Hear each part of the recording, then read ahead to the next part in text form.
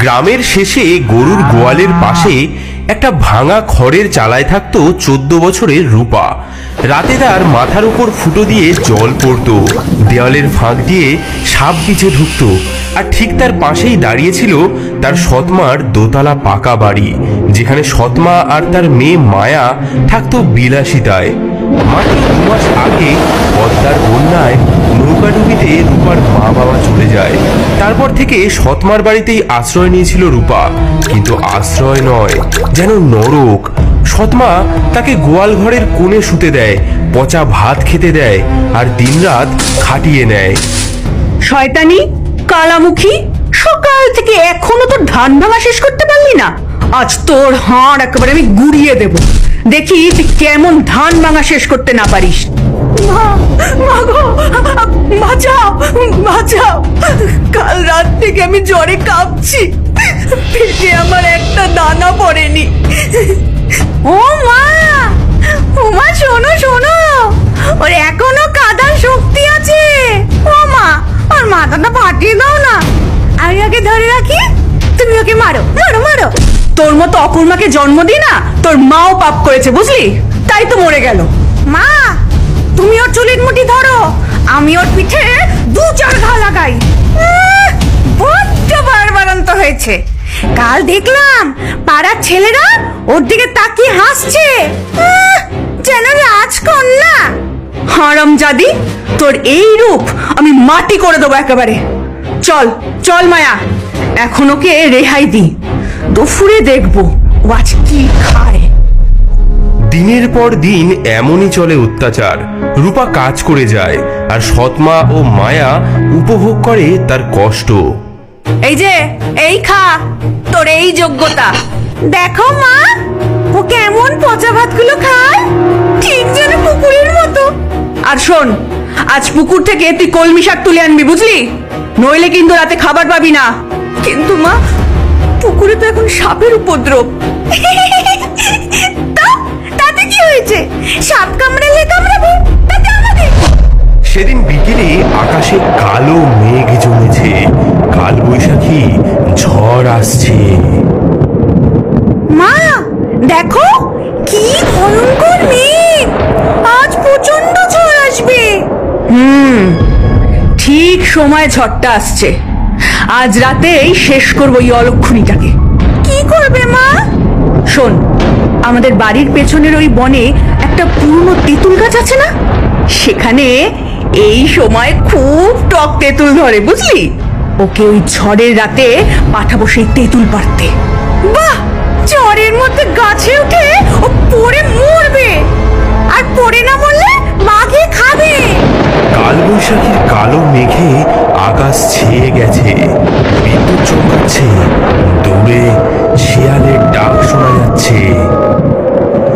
শোন হতভাগী, আমার না খুব তেঁতুল খেতে ইচ্ছা করছে, আমার জন্য তুই বনের থেকে তেঁতুল নিয়ে আয়। কি মা, এই ঝড়ে তেঁতুল পাড়তে যাব? বেশি কথা না বলে যা বলছি তাই কর। শুধু তেঁতুল নয়, 10টা পাকা তেঁতুল আনবি, একটাও যদি কম হয় না তোর খুলি ফাটাবো আমি। বাইরে ভীষণ ঝোড়ো হাওয়া উঠেছে। রূপা একটা ঝুড়ি হাতে করে বেরিয়ে পড়ে তেঁতুল আনার উদ্দেশ্যে। সৎমা তার হাতে একটা শুকনো রুটি দিয়ে দেয়। এই এই নে, একটা রুটি নে, নয়তো আবার মরে গিয়ে ভূত আমার ঘর মটকাতে আসবি, আবার বলবি আমি তোকে খেতে দিইনি। এবার যা। সৎমা আর মায়া দাঁড়িয়ে দেখতে থাকে রূপা কিভাবে জঙ্গলের অন্ধকারে মিলিয়ে যায়। যা যা, তাড়াতাড়ি যা, হয় তোকে সাপে কামড়াবে, নয় পড়ে মরবি, আর নয়তো ওই বাঘে খাবে, তিনটের একটা তো হবেই। ভিজে কাপড়ে রূপা বনের পথ ধরে হাঁটতে থাকে। আকাশে বিদ্যুৎ চমকাচ্ছে, গাছের ডালপালা ভেঙে পড়ছে চারিদিকে। মা, মা গো, এই অন্ধকারে আমি তেঁতুল কোথায় পাবো? যদি বাঘ ভাল্লুক এসে। হঠাৎ বনের মাঝে একটা নীলাভ আলো চোখে পড়ল রূপার। মনে হলো কে যেন তাকে ডাকছে। এগিয়ে গিয়ে সে দেখল ঘন ঝোপঝাড়ের মাঝে একটি অদ্ভুত কুটির। এ কি এমন ভয়ঙ্কর ঝড়ে এই গভীর বনে একটা বাড়ি, বাতিও জ্বলছে, মানুষ থাকে নাকি? এ রে মা, তুই এই ঝড় বৃষ্টিতে একা একা? ঠাকুরমণি, আমি একটা অভাগী মেয়ে। সৎমনা আমাকে পাঠিয়েছে তেঁতুল আনতে। ভিজে একাকার হয়ে গেছি, একটু আশ্রয় দেবেন? সেই তিন ছোট্ট মানুষ রূপাকে ভেতরে নিয়ে গেল। বাছারে, তোর সর্বাঙ্গ ভিজে গেছে, দাঁড়া গরম জল দি, আর এই নে গরম চাদর।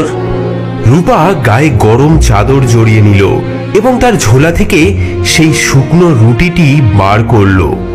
আমার কাছে না শুধু এই শুকনো রুটিটাই আছে, আপনারা নিন, আমরা ভাগ করে খাই। এই ঝড়ে তোকে কে পাঠালো মা তেঁতুল আনতে? সৎমা বলেছে 10টা টক তেঁতুল না আনলে বাড়িতে ঢুকতে দেবে না, কিন্তু এই অন্ধকারে মনের মাঝে। তিন ছোট্ট মানুষ একে অপরের দিকে তাকালো, তাদের চোখে যেন নক্ষত্রের আলো জ্বলে উঠল। মা, এই ঘরটা বড্ড অগোছালো হয়ে আছে, তুই কি একটু গুছিয়ে দিবি? হ্যাঁ মা, দেখি তোর হাতের কাজ কেমন। এই মাটির হাঁড়িগুলো সাজিয়ে রাখ, চালের বস্তাগুলো একটু সরা, গম ডালের থলেগুলো গোছা, আর ঘরের মেঝেটা একটু মুছে দে মা, তারপর দেখবি কি হয়। কি সরল মেয়ে, ভিজে কাক হয়েও ভাগ করে দিল রুটি। কত কষ্ট পেলেও দেখো মুখে হাসিটা ঠিক রয়েছে। চলো এমন কিছু করি যাতে ওর জীবনে আর কোনোদিন দুঃখ না থাকে। আমি দিলাম প্রথম বর, তোমার জীবনের সব দিন যেন আগের দিনের চেয়ে বেশি আনন্দময় হয়। আমি দিলাম দ্বিতীয় বর, প্রতিটি কথার সঙ্গে তোমার মুখ দিয়ে যেন মোহর ঝরে। আমি দিলাম তৃতীয় বর, এক রাজা যেন তোমাকে বিয়ে করে। এদিকে বাইরে ভোরের আলো ফুটে উঠতে শুরু করেছে।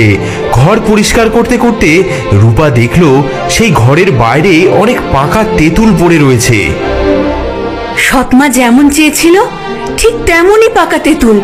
হ্যাঁ, নে মা নে, তোর ঝুড়িতে তুলে নে। বিদায় নেবার সময় রূপা কৃতজ্ঞতা জানাতে গিয়ে বলল, ঠাকুরমণিরা, আপনাদের। হোমা, এ কি? আমার মুখ থেকে। যা মা যা, এবার থেকে তোর দুঃখের দিন ফুরলো। রূপা তেঁতুলের ঝুড়ি নিয়ে বাড়ির দাওয়ায় এসে দাঁড়ালো। কে? আমি মা, তেঁতুল এনেছি। হে কি? হ্যাঁ, তোর মুখে কি জাদু লেগেছে? সোনার মোহর, আরে এত টক তেঁতুল! সৎমার চোখে জ্বলে উঠল লোভের আগুন। মেয়েটির ভাগ্য যে পাল্টে গেছে তা বুঝতে তার আর দেরি হলো না। রূপার মুখ থেকে সোনার মোহর পড়তে দেখে মায়ার হিংসায় জ্বলে উঠল বুক। মা, আমিও যাব, আমাকেও বনে যেতে দাও। দেখো না, ওই অলক্ষণে কত সোনা পেয়েছে। না মায়া, এখন বড্ড বিপদ, বনে বাঘ ভাল্লুক ঘোরে। আমি যাবই। না, আমি যাবই, আমাকে সোনার মোহর পেতেই হবে। ওই ছুটি রানী হবে আর আমি ফকির হয়ে থাকবো। শেষে সৎমা রাজি হলো। মেয়েকে পরালো নতুন শাড়ি, সঙ্গে দিল মিষ্টান্ন, পিঠে পুলি। দেখো মা, আমি রূপার চেয়ে কত সুন্দর, আমি দ্বিগুণ দ্বিগুণ সোনা নিয়ে আসবো। মায়া বনের পথে হাঁটছিল অহংকারে মাথা উঁচু করে। দূরে কুটির দেখে সে বিজয়িনীর ভঙ্গিতে এগিয়ে গেল। এই যে বামুন কুটকুটেরা, দরজা খোল, দরজা খোল। তোদের রাজকন্যা এসেছে। এ কি, এভাবে দরজায় লাথি কে মারছে? ছি ছি ছি ছি ছি ছি ছি, কি নোংরা ঘর, কি দুর্গন্ধ বাবা। এই জায়গায় থাকিস? তবে জাদু তো ভালোই জানিস। আগে একটু বসো মা। মায়া তার কাপড় জড়ানো পুটলি থেকে তার খাবার বার করে খেতে থাকে। তোমার খাবার থেকে আমাদের একটু দেবে, আমরা বড্ড ক্ষুধার্ত। কি, তোদের মতো ভিখিরিদের সাথে খাবার ভাগ করব? পাগল নাকি? এই দামি মিষ্টান্ন তোদের মুখে দেব? স্বপ্নেও ভাবিস না। তাহলে একটু ঘরটা মুছে দাও। কি, আমি ঘর মুছবো এই দামি শাড়ি পরে? তোদের মাথা খারাপ? আমি রাজরানী হব, ঝি চাকর নই। শোন কুটকুটেরা, আমাকে আমাকে এক্ষুনি জাদু দেখা, নইলে আমি তোদের এই নোংরা কুঠি একেবারে ভেঙে পুড়িয়ে দেব।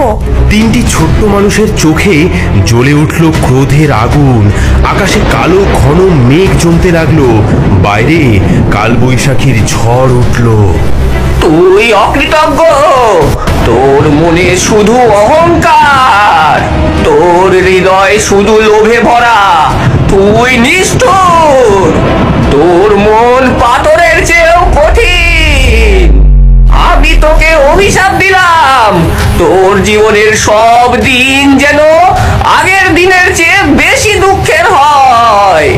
আমি অভিশাপ দিলাম, প্রতিটি কথার সঙ্গে তোর মুখ দিয়ে যেন ব্যাঙ লাফিয়ে পড়ে। আর আমি অভিশাপ দিলাম, তোর মৃত্যু যেন খুব দুঃখের হয়। মায়া ভয়ে কাঁপতে কাঁপতে বাড়ি ফিরল, কিন্তু অভিশাপ তার পিছু ছাড়ল না। কি হলো মা? হ্যাঁ, তেঁতুল আনতে পারলি? মা, মা, সব শয়তানি, সব শয়তানি ওই বামুনগুলো। ও মা, তোর মুখ থেকে ব্যাঙ!